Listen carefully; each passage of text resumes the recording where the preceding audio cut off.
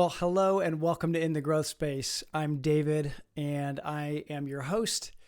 Really excited to bring to you some thinking that I have around the fundamental, I call it a fundamental, but it's the behavior of thinking ahead and anticipating.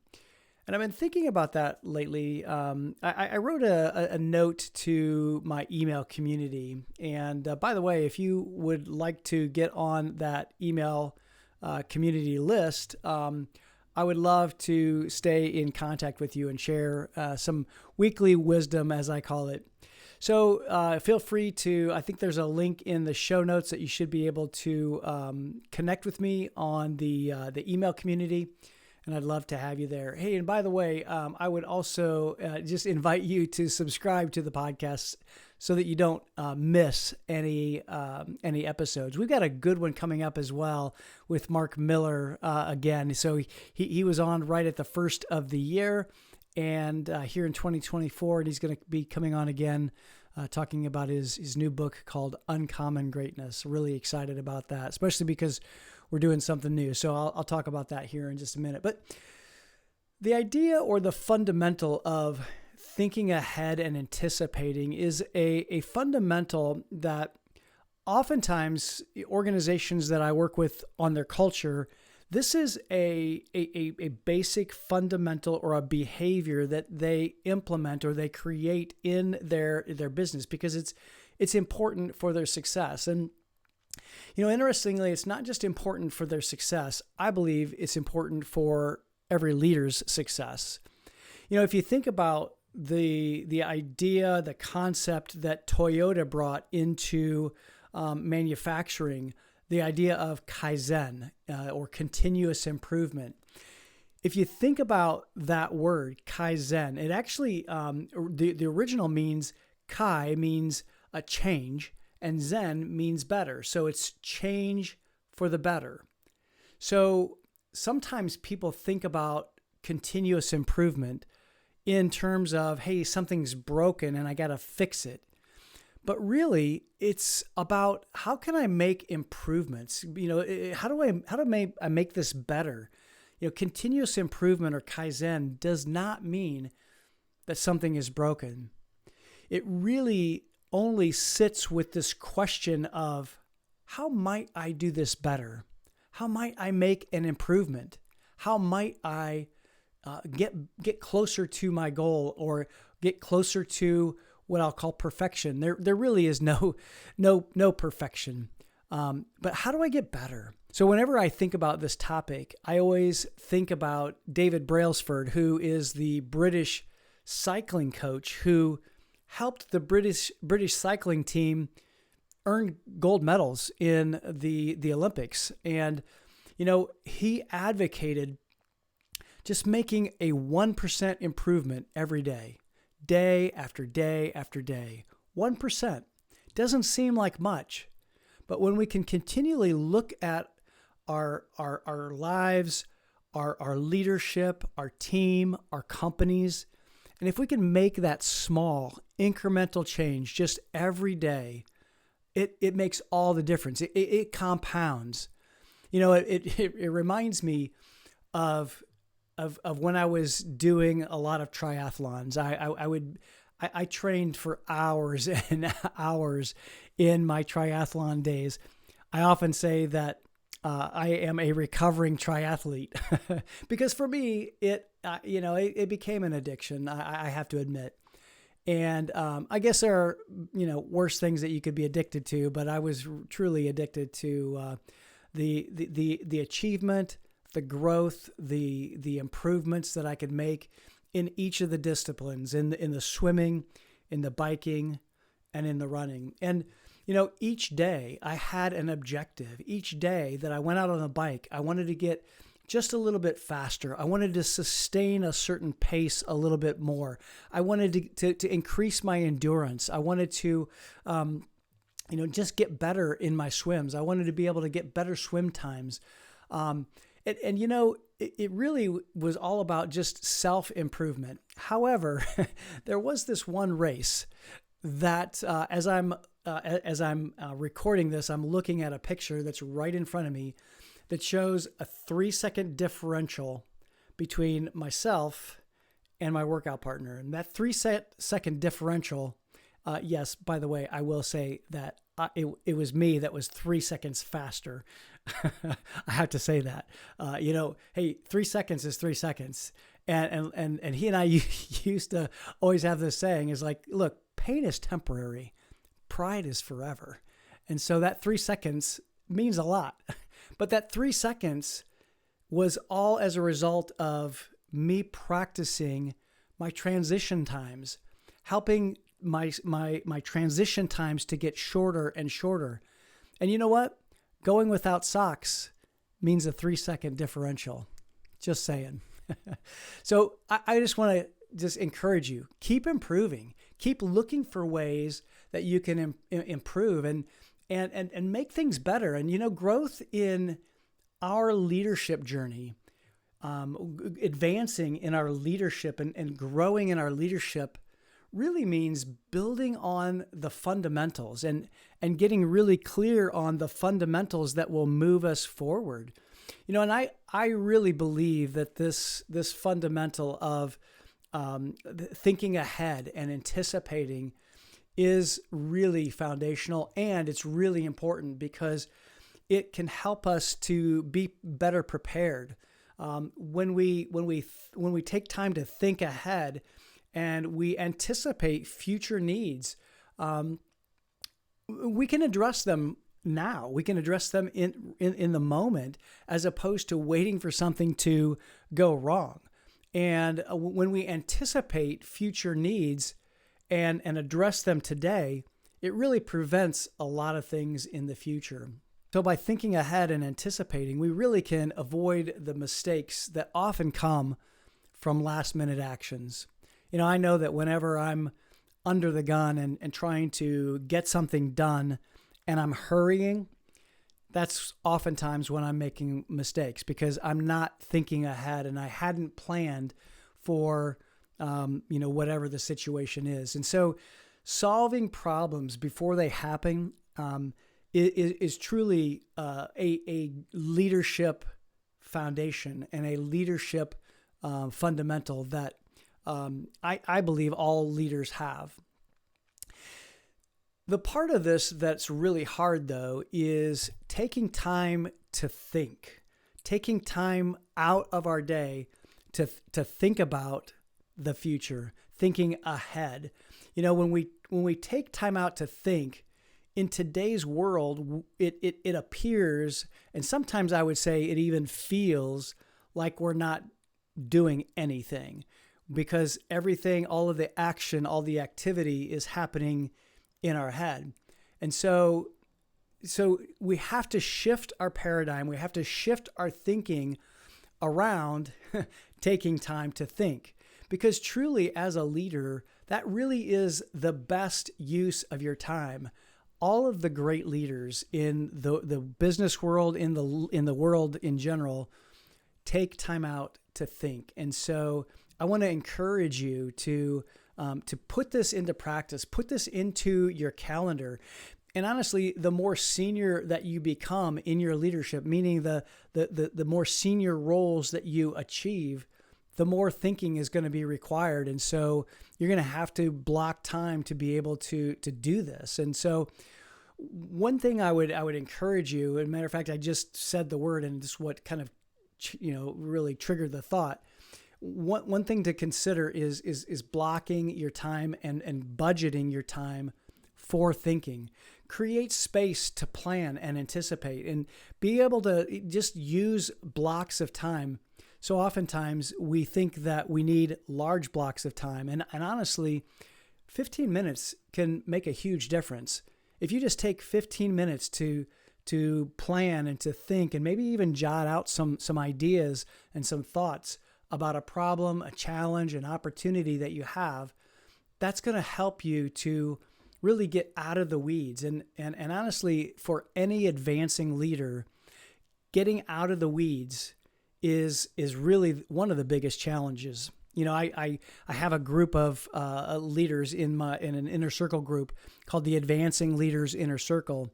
And so often this is a really difficult space for these leaders because they sometimes are still involved in the weeds. They're still having to do certain things. They could be still individual contributors, yet they're also challenged with strategic thinking and becoming more of that leader. And so they haven't quite been able to pull themselves out of the weeds. So it's almost like being bilingual. You have to be able to think differently and switch your thinking so that you can budget your time, you can block your time and create that space and time for planning and anticipating. So what does this fundamental require? What is required for thinking ahead and anticipating? Well, I know this is probably obvious, but it requires beginning to think like a leader. And what do I mean by that? So thinking like a leader is honestly an identity issue. And so I want to encourage you, if you don't currently think of yourself as a leader, to begin doing that. Create your I am statements. There's an exercise that we do at Turning Point, and I use it in my coaching. I use it in my leadership development, and that is creating identity statements around the words I am.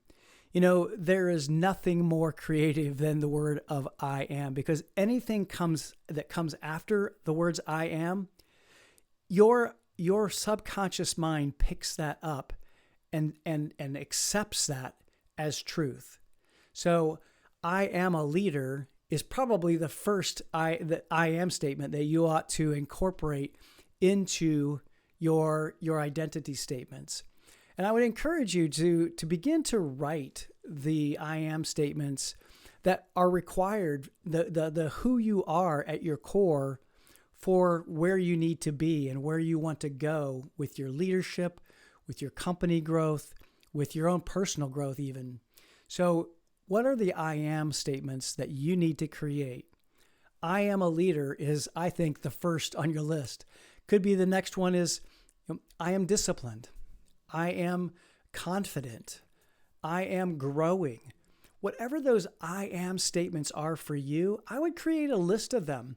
And not only this is not about just saying a mantra or saying words, but it's really thinking about and having a mental picture, not only a mental picture, but that feeling, that vibration of thought that comes with that idea of being a leader.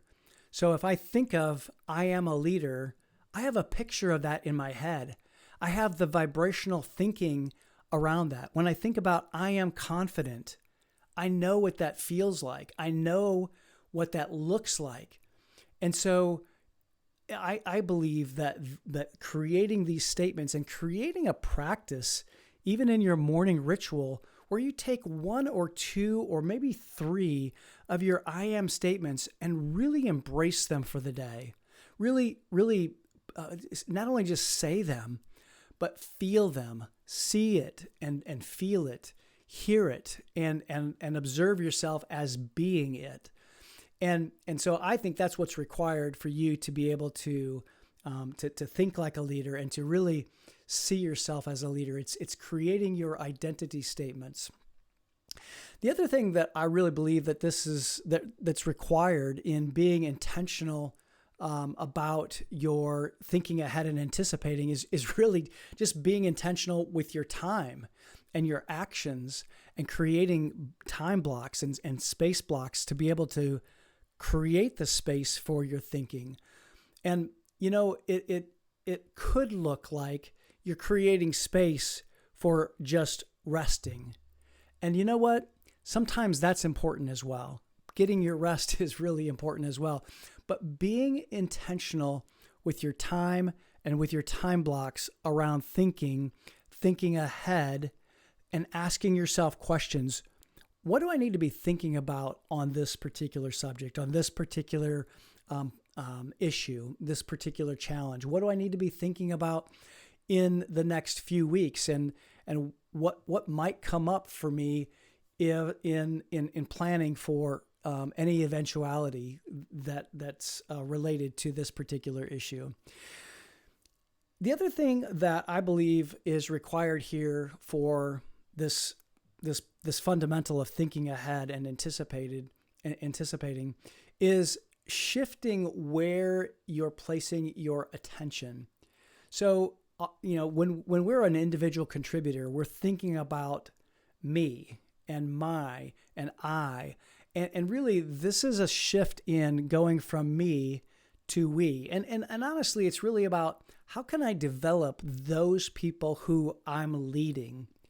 And I think that when we begin to make that shift of how am I going to be able to help develop them, it really is investing in our own skills. It's in investing in our skills of being a coach and asking good questions, practicing asking good questions, practicing connecting with those that we lead on a more personal level so that we can get to know them. We can get to know what drives them, what really motivates them, and what their vision of success is. And sometimes we need to have help in seeing that next level of success for ourselves and for the people that we lead as well. So shifting our attention and begin thinking about how I can develop others is a real key, and I believe it's required for thinking ahead and anticipating. The last thing I'll say about what's required for thinking ahead and anticipating really is thinking about investing in your own growth through coaches, through mentors, being very intentional with actually investing in a coach, investing in a mastermind group, investing in taking time with a mentor.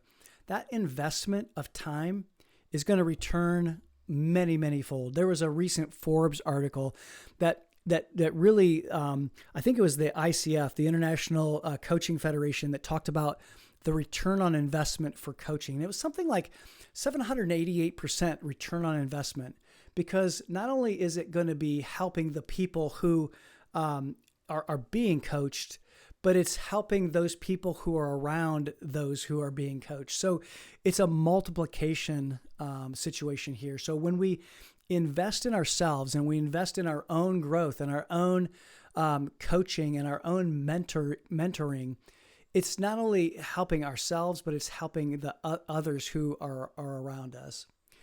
So what do you need? I think you need a coach. I just said that. You need a coach. You need a mastermind group. You need some kind of place where you can get multiple perspectives, where you can think out loud. The one thing about leadership is that when you get to certain levels, you can't think out loud like you used to, because sometimes you need to process things. And when you think out loud, you can scare people. There can be, fear in people when you say, hey, I'm thinking about changing this or changing that or restructuring this. There's fear that gets into the people that you're around that maybe are on your team, and you don't have the opportunity to freely process issues that you're thinking about. So you need a mastermind group. I call them an inner circle. So if you have an interest in joining an inner circle group, we do have inner circle groups that will be beginning in the next several weeks. So I'd invite you to send me a note, david@davidmcglennon.com. Happy to talk with you about which one might be right for you. The other thing I think what you need is you need a vision for what your success looks like. You need to know what does success look like for me? What does it feel like? What does it sound like? Use all of your senses. If you can imagine what it smells like, that just enhances what you are defining as success. So what does it see? What does it look like? What do you see? What do you hear? What do you feel? And again, what does it sound like? So those are the things I believe that you need in order to really, really grow in thinking ahead and anticipating, and really being able to look at what you want to make that 1% improvement on. What's that one thing that you just want to move a little bit forward? One of the behaviors that is very prevalent in especially advancing leaders, probably not so much as senior leaders, but definitely advancing leaders. And that is just accepting meeting invitations on your calendar. When they come in, you just hit accept. So what you have to do, I believe, if in being able to give yourself the space and time, is to pause and think before you simply just accept that meeting invite. That has to be your new behavior. You have to really pause and ask yourself some questions. Ask yourself, am I really needed here? Am I really needed here?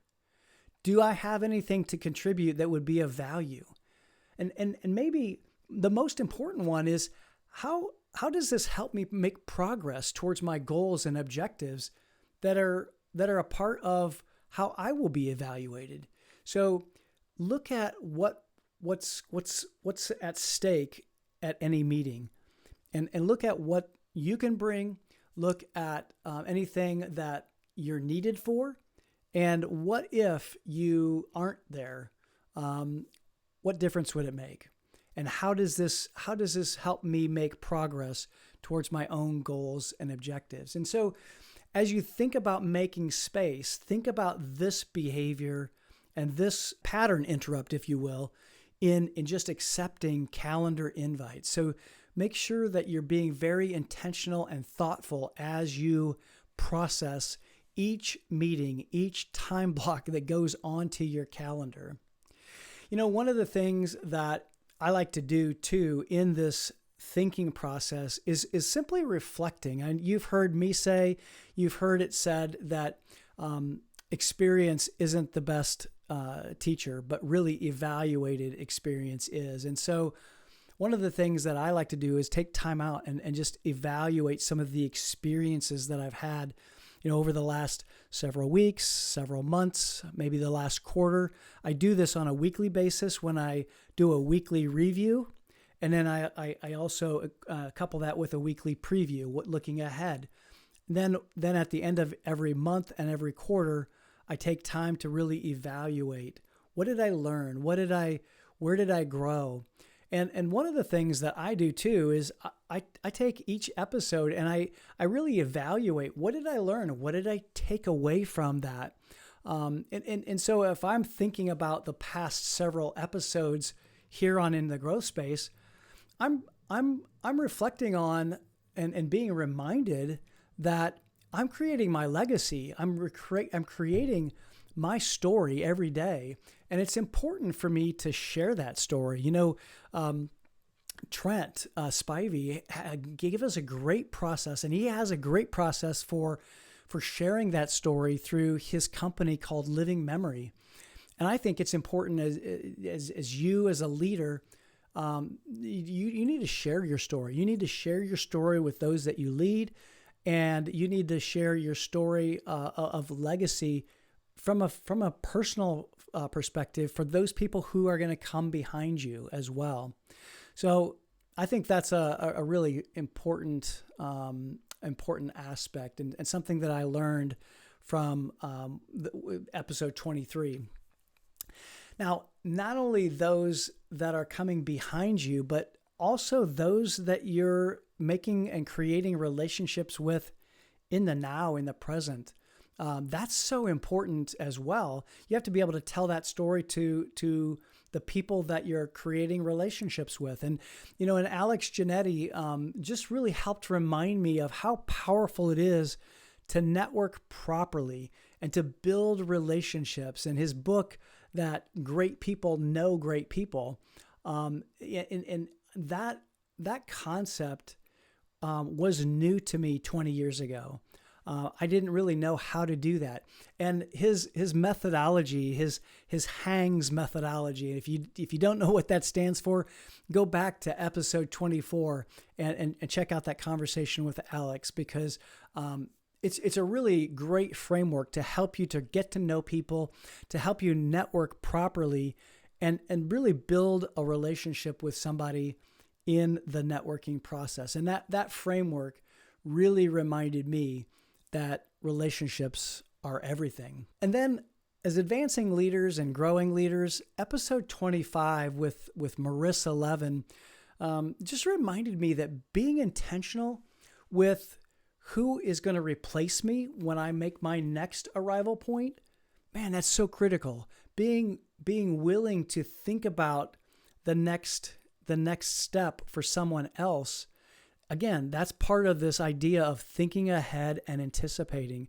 When you think ahead and anticipate who's going to replace me when I make my next move, when I make my next arrival point in my growth journey, we have to be intentional with this idea and also developing the people that we lead and those people that are around us as well.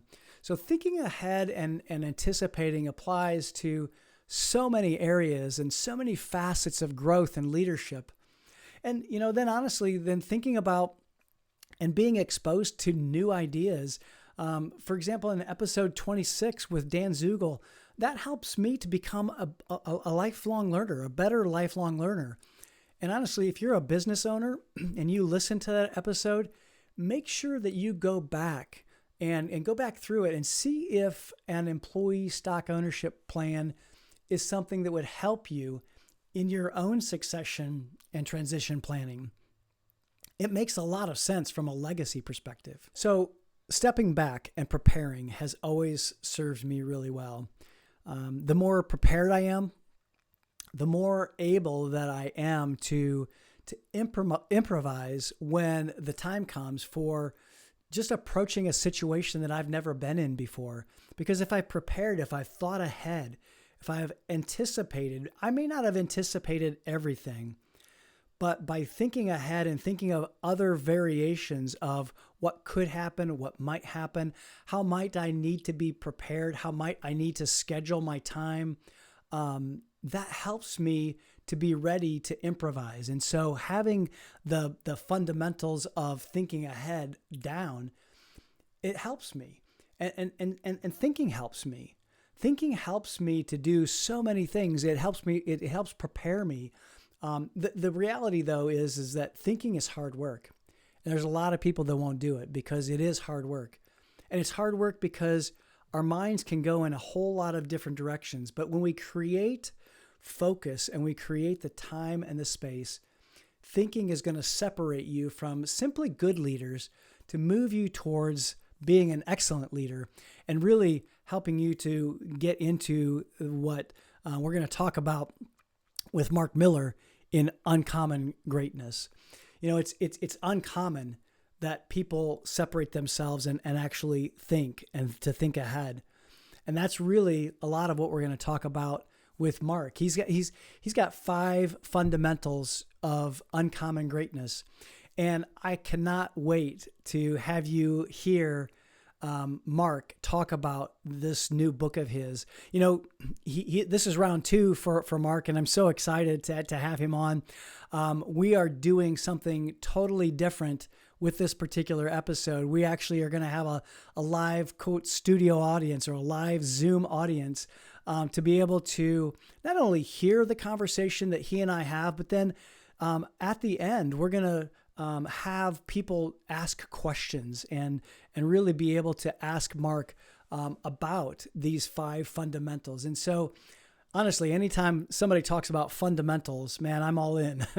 I am definitely all ears. And so make sure that if you haven't yet, hit subscribe because you don't want to miss this next episode with Mark. He really has a way of communicating that I think is phenomenal, and he's a great writer. I got an advanced copy of this book, and it's such a great book. So I know you're going to really love this next episode next week.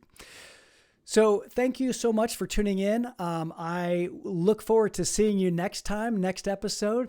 But until then, be well and keep growing.